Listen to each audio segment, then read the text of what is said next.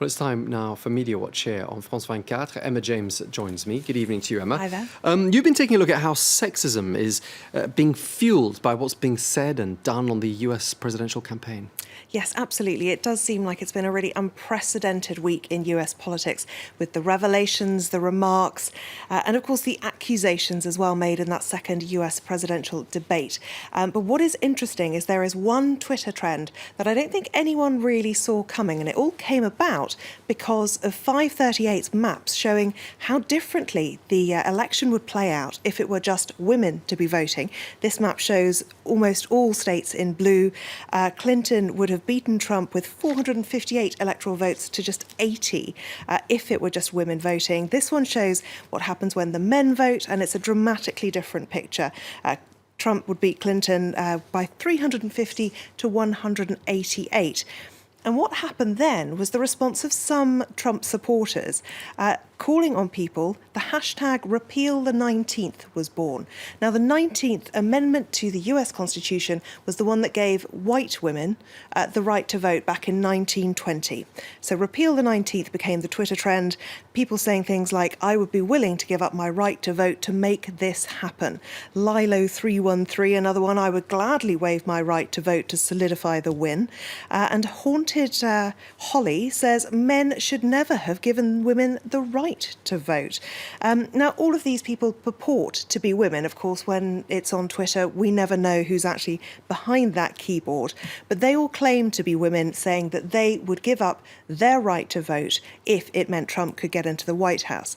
Of course, lots of people have reacted with things like this. Me headed to the polls after seeing the Repeal the 19th is literally trending. And it may well be one of those things that plays into getting people out to vote on November the 8th. Another reaction here, why is Repeal the 19th a thing? Apparently weak men can't handle empowered women. And this one from Kate Collins, maybe only women should have the right to vote. Men are clearly too emotional and prone to overreactions. Of course, something that is very often said to women usually if they get angry about something, you're told you're being over-emotional or overreacting. Others have pointed out that there are other things in the American Constitution that we could overturn instead. Instead of Repeal the 19th, let's do Repeal the 22nd and get Barack Obama for 4 more years, because, of course, it is that 22nd Amendment to the Constitution that means he cannot run again. And clearly Jada Hansen wants to see him return to the White House. Even Frank Underwood, the fictional character, of course, from House of Cards, has tweeted on this one. Anyone who thinks they can repeal the 19th never met Claire. Now, what does seem very strange when it comes to Donald Trump is it doesn't matter what he says, what is publicised, what he does, when it comes to his core supporters.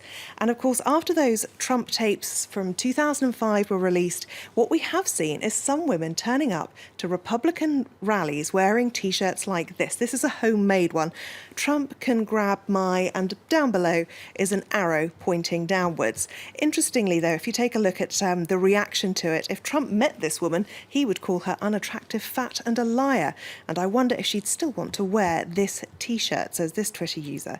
Another T-shirt that's been seen on the campaign trail is this one. Hey, Trump, talk dirty to me, right behind him there as he's speaking at the podium.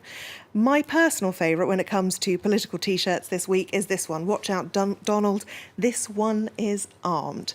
I've also seen a group of teenagers wearing T-shirts, boys and girls, with the slogan, grab my, I won't mention the word, I dare you. So it is something that really has got people very motivated and very upset about a lot of things, but I don't think anyone would have expected people to be calling for women to be robbed of their right to vote. Goodness, the tone has really got so low, hasn't it, when you think about the way things are heading there in the United States. Just lastly, though, Hillary Clinton's been having a bit of fun, hasn't she, on the Ellen Show? Tell us more.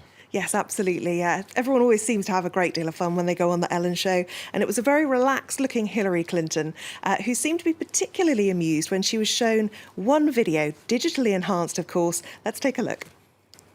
This is not an ordinary time, and this is not an ordinary election. We are going to be choosing a president who will set policy for not just 4 or 8 years, but because of some of the important decisions we have to make here at home and around the world, from the Supreme Court to energy and so much else. To get it off of the personal and put it on to what it is I want to do as president. Thank you very much, both of you.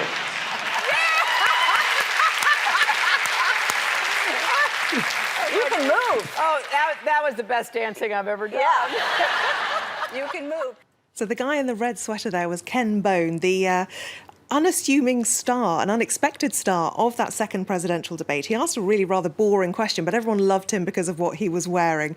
And it's just nice to see that in the midst of all this rancor and anger, that we can actually see the presidential candidates having a bit of fun. Anything nice to come out of that presidential debate, for goodness sake.